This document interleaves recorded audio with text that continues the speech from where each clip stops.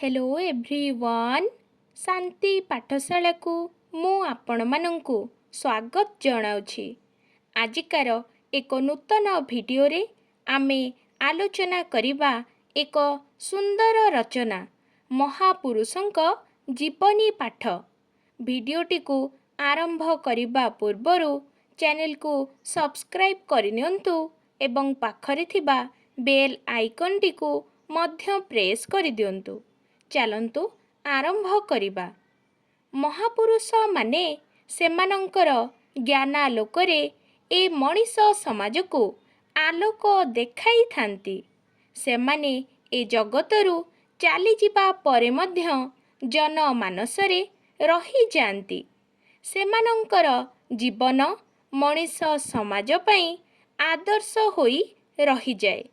सेमानंकर साधना कर्तव्य साधु मनोभाव मनीष कल्याण पाई कार्य निस्वार्थपर भाव इत्यादि सुगुण गुड़िक मनीष समाज को नूतन प्रेरणा जोगाए। सेमानंकर त्याग एवं अमर जीवनर कहानी आमको सबुबेले आलोक प्रदान करुथाए। महापुरुषंक जीवन बहु त्याग एवं साधनापूर्ण जीवन। तांको जीवनी को पाठ कले दुर्बल मनुष्य सबल होई उठे। असत मार्ग को परित्याग करी मनुष्य सत मार्गरे परिचालित होइथाए। एहार केतोटी उदाहरण देले सहजरे जानी हेब। महात्मा गांधी तांको जीवनरे सत आचरण पाई प्रतिज्ञा करिथिले। सेही सत्य सकाशे से तांको जीवन को आदर्शमय करि पारिथिले। एही सत्य आचरण शिक्षा पाई महादानी हरिश्चंद्र नाटक ही तांको पाई यथेष्ट होइथिला। भगवान बुद्धदेवंक जीवनी पाठ करी मगध सम्राट अशोकंकर जीवन परिवर्तित होइथिला ओ से अहिंसा आचरण करिथिले। चंडाशोकरु धर्माशोकरे परिणत होइथिले।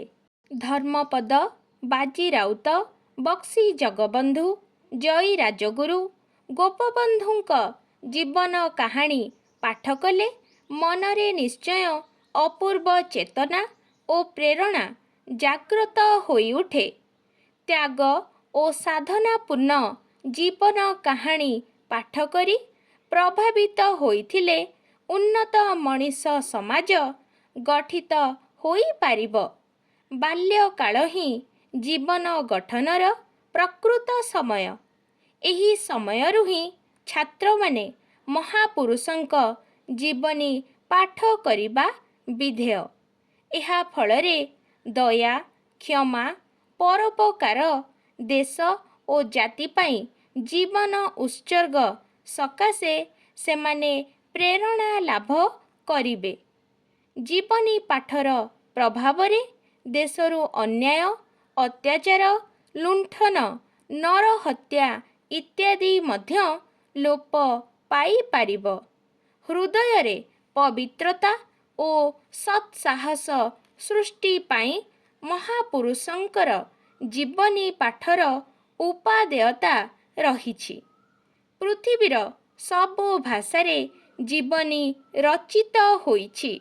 आम ओडिया भाषारे मध्य बहु महापुरुषंक जीवनी प्रकाशित। ता भितरे बुद्ध महावीर जीशु मोहम्मद अतिबड़ी जगन्नाथ दास रामकृष्ण परमहंस विवेकानंद राजा राममोहन राय चैतन्य नानक तुलसीदास तुकाराम गांधीजी गोपबंधु मधुसूदन दास भक्तकवि मधुसूदन राव कविवर राधानाथ कवि सम्राट उपेंद्र भंज कवि सूर्य बलदेव रथ फकीर मोहन नीलकंठ गोदावरीश नेहरू शास्त्रीजी इंदिरा गांधी सरोजिनी नायडू आदिଙ୍କ जीवनी ପୁସ୍ତକ ପ୍ରଧାନ ମହାପୁରୁଷଙ୍କ ଜୀବନୀଗୁଡ଼ିକ ଯଥାବିଧି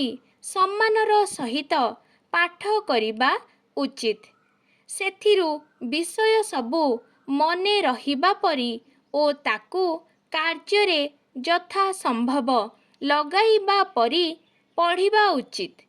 କିନ୍ତୁ ବର୍ତ୍ତମାନ ଅନେକ ଛାତ୍ର ଶସ୍ତା ଉପନ୍ୟାସ ତଥା କାହାଣୀ ଏବଂ ହତ୍ୟା ଲୁଣ୍ଠନ ଆଦିର ବିଚିତ୍ର କଥା ପଢ଼ିବା ପାଇଁ ଖୁବ୍ ଆଗ୍ରହ ପ୍ରକାଶ କରୁଛନ୍ତି। କିନ୍ତୁ ଏହା ସମାଜ ପକ୍ଷରେ ଆଦୌ ଉନ୍ନତିର ଲକ୍ଷଣ ନୁହେଁ।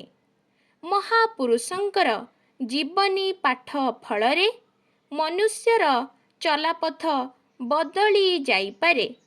ସେ ଅସତ୍ ମାର୍ଗରୁ ସତ୍ ମାର୍ଗକୁ ଆସିପାରେ। ସମାଜରୁ ଦୁର୍ନୀତି ଅପସରି ଯାଇପାରେ। ଅନ୍ଧକାରପୂର୍ଣ୍ଣ ପଥ ଆଲୋକିତ ହୋଇପାରେ। ମନୁଷ୍ୟ ସମାଜର କଳଙ୍କ ଧୋଇ ପରିଷ୍କାର ହୋଇପାରେ। ପତନୋନ୍ମୁଖୀ ଜାତି ଉନ୍ନତ ହୋଇପାରେ। ମହାପୁରୁଷଙ୍କ ଜୀବନୀ ପାଠ ସମସ୍ତଙ୍କ ପକ୍ଷରେ ଅତୀବ ଉପାଦେୟ।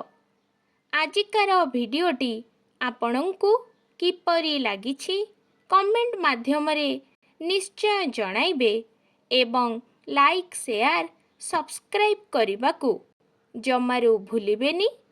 ଧନ୍ୟବାଦ।